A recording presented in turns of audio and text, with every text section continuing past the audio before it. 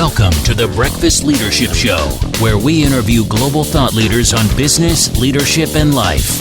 Here's your host, keynote speaker, best-selling author, and chief burnout officer of the Breakfast Leadership Network, Michael Levitt.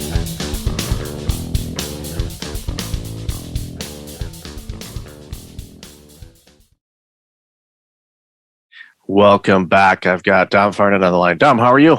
I'm doing well, Michael. How are you? I am awesome. Really looking forward to this conversation because you do a lot of work in the talent space, and organizations really need the right type of talent for them to grow and navigate through ever-changing times. So why don't you share a little bit about you and the work you do? Yeah, awesome. So I call myself the Chief Conscious Connector. I lead a company called DotConnect. We are a global talent advisory. We have about 12 clients, primarily in the technology space that we hire full-time talent for. And my team's about 100. We're based remote first all over the US and then in parts of South Africa and Africa. That's amazing work. And I know that we talked about this a little bit in the pre-show on how the organization has grown come out of the pandemic. And I like saying we're out of it, but at least that's my mindset that I'm approaching. If we could wake up tomorrow and it could be something different, but a positive mindset. So why don't you share that journey, especially over the last couple of years, both personally and professionally, and some of the things that you've navigated through and you've come out of all of this better than before. Yeah, awesome. So in 2018, I was working about 9 clients myself as a solo entrepreneur, and it was hectic and I was burnt out. I was done. I was like, I don't even want to recruit anymore. I'm done with this. But it was everything I ever knew. So really, I've been recruiting almost 20 years. I started recruiting when I was 17, and it was my life's work and my purpose. So at the end of 2018, I decided to go to my clients, pitch them the idea of me bringing in my team. Mind you, I didn't have my team fully developed yet. But they all bit on that idea. And so I decided to start hiring people. I had a few part-time people that I made full-time, and then we just tackled it and expanded our business. The first year we got up to 25 people on our team, but I was also a first-time people manager. I didn't know anything about how to manage and lead teams and scale teams. While I was a good recruiter, it's different a big, wide learning experience. And if you ask the team that was with me then, was definitely toxic boss, control freak, micromanager, all of the things. And then in 2020, we were starting the year really hot and heavy. We had a lot of new client projects, but then obviously in March, everything just stopped. And we got down to about 15 people. And I kept the core team going. We really didn't have that much work, but the work that we had, we divvied up and we kept each other motivated. But at the same time, I was going through, I guess I would call that kind of my rock bottom. So like there were just days where I was like, I can't get out of bed. I don't know what my purpose is. I'm used to being so busy and traveling and being all over the world and doing all this stuff with my clients that like to go to a complete halt. And then literally you can't go anywhere and you're in your house and all of that. Like there was a lot of scary moments, but that caused me to reach out and get my first coach that I worked with, and then also join a couple of different masterminds to stay connected with people during what was more of a downtime and quiet period for us, and start doing my own inner work and healing. So little by little, I started chipping away at all of this armor and baggage that I've been carrying for 20 years in corporate and working for, 400 different companies. And so at the end of 2020, I really kind of took it up a notch. So then in 2021, I joined a Conscious Leaders Mastermind. I got a different level of coaching, specifically in inner work and healing, leveraged different modalities from breath work to meditation to plant medicine to assist me on my journey, and went really, really deep in that last year and through the beginning of this year. And so now I'd say where I'm at is I'm just like in this integration or almost this like exhale phase of everything that I've inhaled and learned. And I'm really being faced with stepping into these new experiences that life continues to put in front of me with a different perspective and a different lens. And so all of that said, like going through now rounds of layoffs and the economy slowing down and recession and all of the things that almost creep up like PTSD from 2020, my perspective has shifted so much, and I've been able to grow my business, keep my team around, keep them, working, keep them busy and focus on the right things. Also give them opportunities to do inner work and healing through different modalities that we offer to them as well. So it's just really shifted things despite it being a bit of a rocky road and very uncertain the last few years.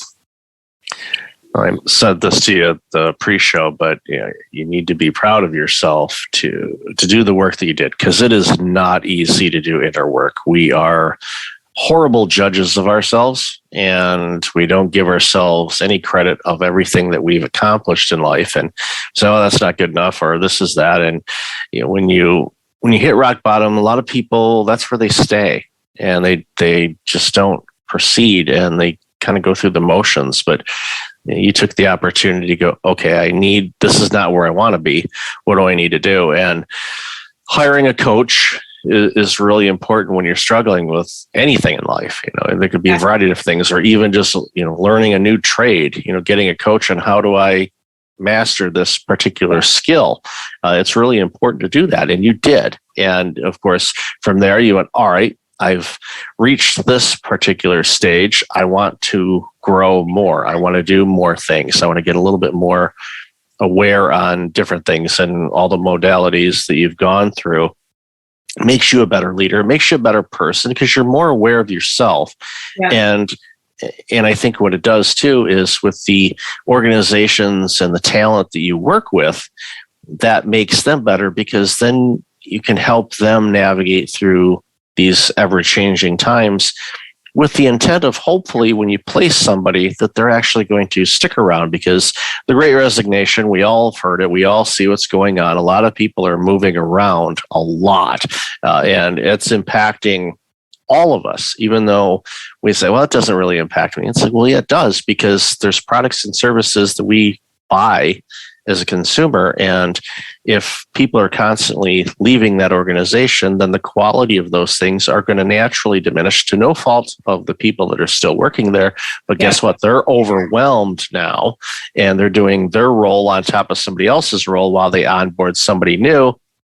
And it just makes it really problematic for everybody. So again, kudos to you for doing that work, and then also offering it to your team, because you feel this is going to make things better for all of us. Yeah. And I think the best part about it is I am so curious. I mean, one of my values is growth mindset and like intellectual curiosity. And that's one of our core values at the company. But I like to just try a bunch of different things. So I find out, and I'll know pretty quickly if it's for me or if it's not. For example, like breath work. That's my thing. I love it. I'll do it once a week, a deep session or a couple minutes a day. Other people on my team, they've tried it and they're like, no, that's not my thing. Okay, cool. So really my intention with all of the things that I bring forward to my team is just for them to take little bite-sized tastes of it and see what works for them. And really the expectation is to remain open and curious and see what you can incorporate in your own life. And it doesn't have to be like some big regimen, gnarly routine where you feel overwhelmed by now having to do that. So I noticed too that when I was first in the work, I had this big long to-do list every day of like, you have to journal and you have to meditate and you have to da-da-da. Like, I don't do all those things. There are things that I do, and there are my core things that I know I need to do that set me up better and my mental space better for me to be going through my day with intention. But I'm not just sitting here like on a yoga mat all day long, like blissed out doing meditation. Like I don't actually meditate every single day. But that's what a lot of people think is like, once you're in the work and you're woo-woo, then you almost project outward like all the things you think people need to do. Well, I'm glad that you shared that, because a lot of people that are entering into doing that inner work, they think, okay, this is just going to be a light switch and I'm going to be completely changed. And in some cases, some people do have that type of transformation, and great for them. But you realize that there are certain things that, and even you mentioned your team is the same thing, where you know that breath work is critically important for you. You want it, you value it, you do it. And other things, you're like, oh, yeah, I know when I need it and I know when I don't need it. Totally. And I think like for somebody starting out that's new, try a bunch of different things and have no attachment to the outcome, and just be curious and see what does come up for you. And it's not always in the moment. So sometimes, like, for example, with breath work, you may go through breath work and you come out of it and you go, Mary, that was fine. But it's in the integration. It's in like afterwards. How do you feel? How does your brain feel? Is it like foggy still, or is it clear? Like, do you feel more in control of your state of being? Like, just certain things like that. But also just attach no outcome. Don't put pressure on yourself, and just try one little thing. Like, don't make a big deal of it, and recognize that when you do try these things, you're opening up yourself to try other things. And it's just like tiny, slow, incremental progress. So to your point, like zooming out of your process and really patting yourself on the back and giving yourself that encouragement, like, good job, you did that one thing that you never did before. Like, good for you. And instead of being in our inner critic, always going, nah, that's not good enough, or, oh, you shouldn't do that, or that's for them, not for you, that kind of voice. Yeah, that voice tends to yell a lot, and I tell it to be quiet, because if you don't try, you won't know. And I love your approach on it, because if you've never done any of it, try everything. And again, what you said, without any expectation or outcome, like, okay, when I do this, all the tension in my neck and shoulders will be gone. Maybe, depending on what you're doing. My hunch is, if at least you follow the instructions of whatever exercise you're doing, yes, you will sense some improvement. It may not be dramatic, but it'll be some of it. It's not a get rich quick or get fixed quick type of thing. It's changing it into a way of life and a habit. Yeah, it's a practice. Like, really, I call my routine my morning practice, because there are some days I do it and I'm like, yeah, you crushed it. And there are other days where it's a slog and I don't want to do it and I'm tired and I'm making excuses, and I still do it. And it's not as great, but it's just practice. You just really have to like flex that muscle. And that's when you'll start to notice over time those little changes, the little times that you would have been triggered. Maybe you're not triggered because you had an opportunity to honor yourself in the morning and do your morning practice, or you're doing something different. And so your behavior starts to change.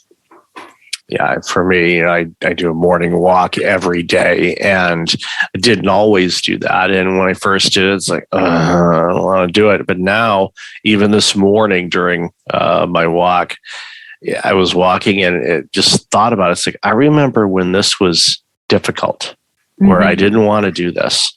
And now I'm like, let's do it. I'm excited for doing this. Let's see what I see and what I experience, the sounds, the smells, the thoughts that come to mind. And because it's a singular activity. And what I find is that my thinking, if I'm doing, and I try not to do any type of strategic planning while I'm walking. Yeah. Like, I'll just experience it, but thoughts will come to mind, and I'll make a quick note on my phone saying, okay, look at this later, and then file it. It's like, okay, I will look at that later when I allocate time to work on that particular list, but then I get back into the moment. But what I find is when you're doing things that are beneficial to you, that are healthy for you, clarity comes in. You're more aware, both self-aware and just aware in general of things and opportunities. And that makes you a better person, an ability to help others, like the clients you serve or the people that work for you and with you. You're better because you're coming at things from a healthier state. Yep. Yeah, no. And, I was thinking about it today. I was talking to my trainer. So I have a trainer a couple times a week. And I walked in today, like super motivated, and he's just like, I don't know where this energy is coming from, but I really like this. Let's go with this. It's a hard workout. And he's like, maybe it's because you had like a shitty day yesterday and you told me you were crying. And I said, yeah, I did. Like, I had a hard emotional day, but I'm ready to get after it today. And I said, let's not say that like my bad energy is motivating me to do this hard workout.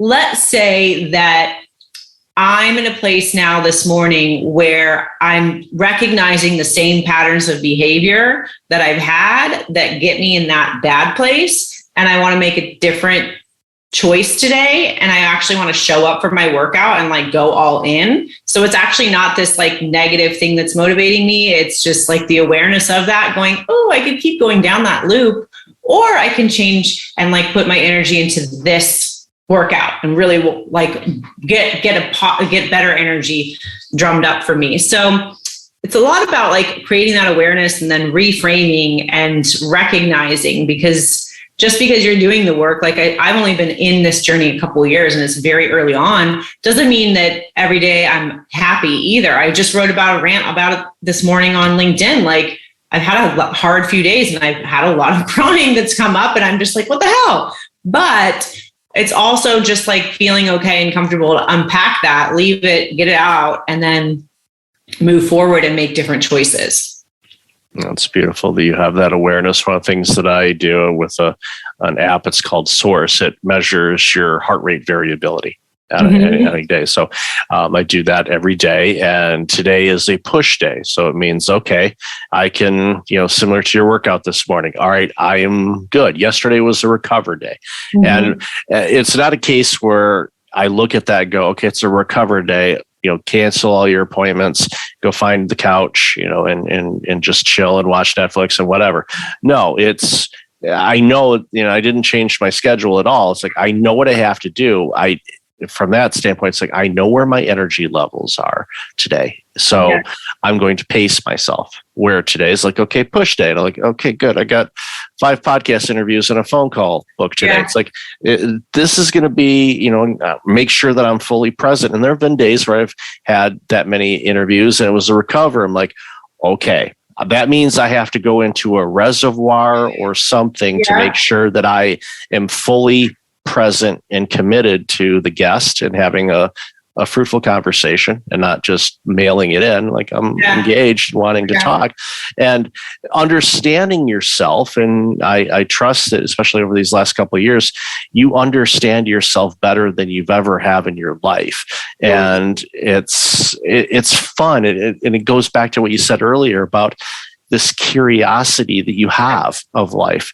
Your curiosity is about yourself. And that's such an amazing journey when you live that life that way, quite frankly. Yeah. I mean, I just got back from Peru where I did a few ayahuasca ceremonies, and primarily, if you would have asked me last year if I was ready, I would have said hard no.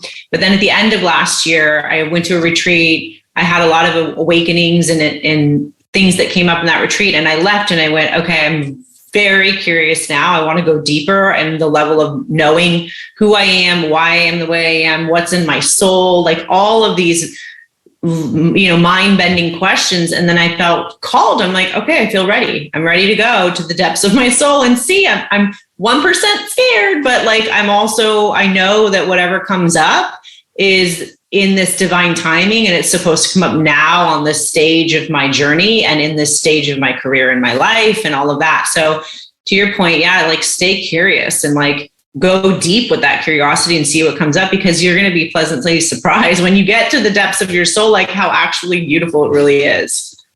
It's amazing work. And I really encourage everybody listening and watching this to give yourself permission to explore you and understand who you are and what motivates you, why it motivates you in a non-judgmental way. Yeah. You got to do it from a loving way, because you never spend any more time with anybody on this planet besides yourself. So it's good to love yourself. And if you don't, figure out how to. And when you do that, the journey is absolutely exciting. And you think time flies, but when you really start doing work on yourself and exploring life in a different way, you blink and you go, where in the world did that year go? And and all that. So as we close, what's next for you? What are some of the things you're working on over the next few months and a couple of years? Yeah. I'm just really excited. I'm excited about what my team's up to, continuing to grow and actually diversify the products and services that we offer. So we do recruiting services, but we're also going to expand into more culture building with intention. I'm launching a mastermind called Work Within that will be in the future and really helping leaders and emerging leaders to begin their inner work practices, a lot of like what we just talked about. So I'm just excited. I'm excited about where we're at in this season of my life. We have a little office in Laguna Beach. That's where I live. And so we are moving in next week and just putting down some roots. And so, that's kind of what's next.